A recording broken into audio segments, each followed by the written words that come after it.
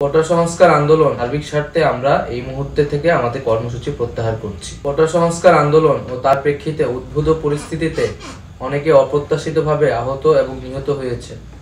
তাছাড়া রাষ্ট্রীয় স্থাপনায় অগ্নিসংযোগ সহ নানা সহিংস ঘটনা ঘটেছে। আমরা এই সকল অনাকাঙ্ক্ষিত ঘটনা তীব্র নিন্দা জানাই এবং সুষ্ঠু তদন্ত সাপেক্ষে দ্রুত বিচারের দাবি জানাচ্ছি।